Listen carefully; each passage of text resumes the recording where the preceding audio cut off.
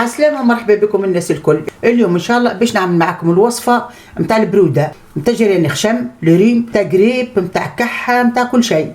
هنايا الطريقة توا الا باش نعملها معاكم، نعمل فيها لولادي توا، حبيت باش نشاركها معاكم ونودكم بالطريقة هذه. جبت زنجبيل اخضر ثوم احمر وعسل. الطريقة هذه علاج، كل شيء طبيعي، زنجبيل وثوم وعسل. شنو نوريكم كيفاش باش نعملوا وكيفاش نستعملوه ان شاء الله. لا نمشيو نشري دوايات ولا نمشيو للطبيب ولا حتى شيء، الواحد يستبرد والطقس توي كبرد، يعني البرودة تتسبب. نقشر الثوم، احسن ثوم هو الاحمر. كي تجيو تستعملوا الثوم للبرودة ولا للكحة مع سكنجبير كليل ولا مع حاجة، استعملوا الثوم الاحمر كما هيك. احسن ثوم هو الثوم الاحمر.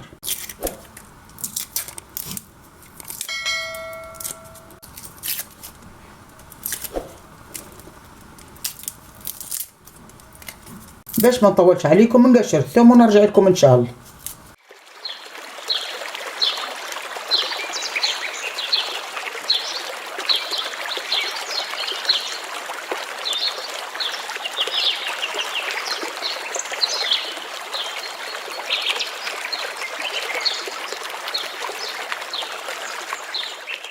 كملت قشرت الثوم، تو باش نقشر السكنجبير.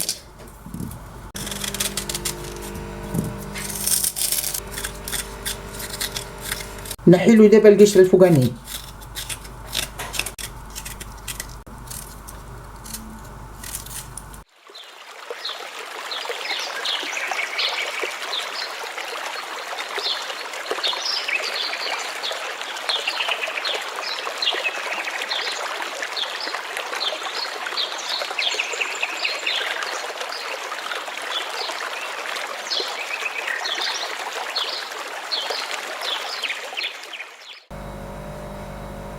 نقشر في الزنجبيل وبنتي جابت لي كابتشينو.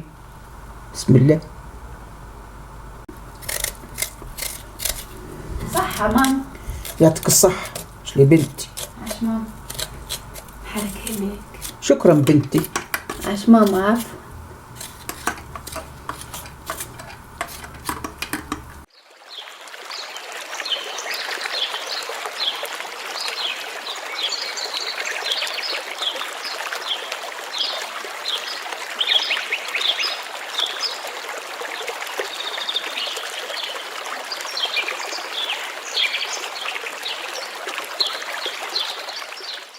الكابتشينو هذه بنتها تتشرب سخونة، نكمل نشربها ونرجع لكم ان شاء الله. كملت شربت قهوتي وقشرت الزنجبيل، توا نجيب نقطعه. بسم الله.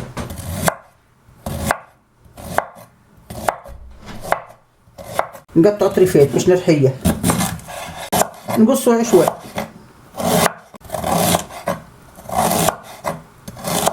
الزنجبيل طري برشا، ماذا بينا كي نجيو نعملو نختارو كالطري، ما نختاروش الزنجبيل اللي تلقاه بالخيوط، يعني تلقاه شارف. قصت الزنجبيل، توا نجيب الربوع. حاجة سهلة ما تطلبش وقت، والمنافع نتاعها لا تحصى ولا تعد. تقوي المناعة، تخفض الكوليسترول، تعدل ضغط الدم، يعني حاجة طبيعية هاكم تشوفوا فيها دوية ما شاء الله. حطيت الثوم والزنجبيل توا في الربوع، نرحيه ونكمل الباقي.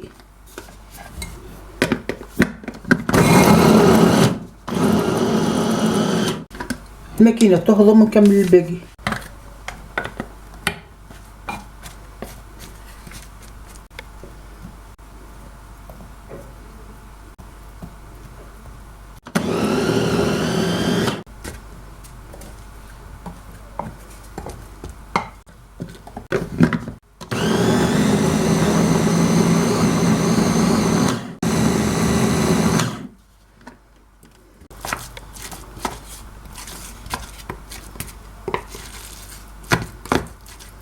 هذه الكمية اللي تحصلت عليها من الزنجبيل والثوم، نزيد نرحيها شوية اخر.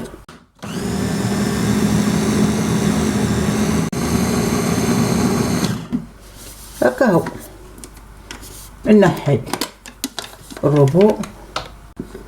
هذه هي الكمية اللي تحصلت عليها.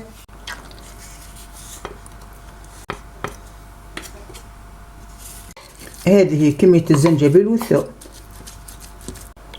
نجيب دبوسة نعقمها بالماء الغالي والخل.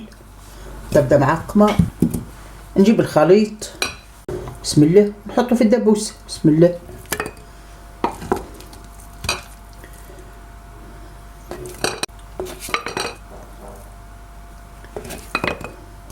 الوصفة هذه المنافع متاعها لا تحصى ولا تعد. تخفض الكوليسترول، تعدل الدم، للقريب، تقوي المناعة، مفيد لكل شيء. تو الدنيا بردت والقريب يتسبب، الواحد يعمل حاجة طبيعية، هذا هو الدوي. شوفوا الكمية اللي حصلتها. باش نكمل الدبوسة بالعسل. هذا هو دوانا نتاع شتي كامل، ربي يحيينا بخير. بسم الله. نصب نص فيترة ونخلط. نجيب مغرفة صغيرة وطويلة هكا وندخل في دبوس ونخلطه.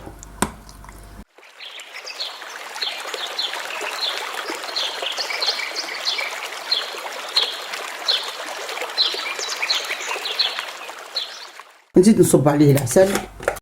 نكمل نعبي الدبوس. تحبوا تعملوا دبيبسه صغيره هكا، تحطوا 50 غرام سكنجبير، زوز روز ثوم، وتحطوا متاع دبوسه هكا متاع كاس. مش بالضروره نعملوا برشا، نعملوا المقدار حسب اللي عندنا.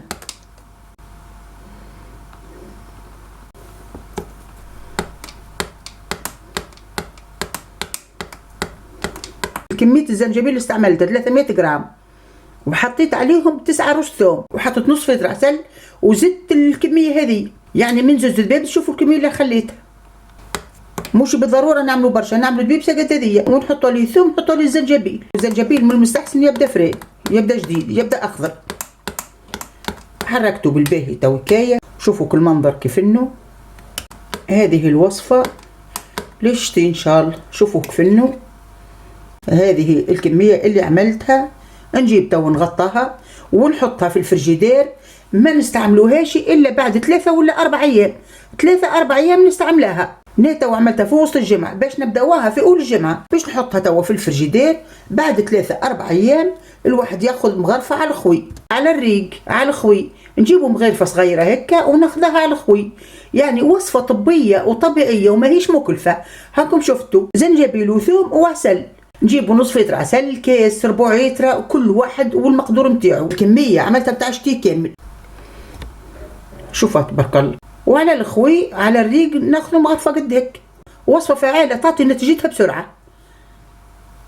كله طبيعي وكله صحي. وهاكم شفتوه. عملتها لولادي تويك الدنيا بردت، الدنيا باردة عنا برشا، يولي يكحوا. هذه الطريقة نعملها ونحطها في الفريجيدير على الريق على الخوي، ياخذوا مغرفة نتاع قهوة. هذه هي الطريقة متاع الزنجبيل والثوم والعسل، مفيدة للصحة، تخفض الكوليسترول، تعدل الدم، للريب كما قلت لكم، والجريان الخشم، للقريب. معناتها حاجة فعالة، ما نقولش 100%، 2000% هذه فعالة. نعبي لهم في هذه البيبسة هذه الصغيرة اللي فرغتها متاع العسل. هي توفوا نكمل نعبيها. اهي هذه هي الوصفة الطبية متاعنا. نحطهم توا في الفريجيدير.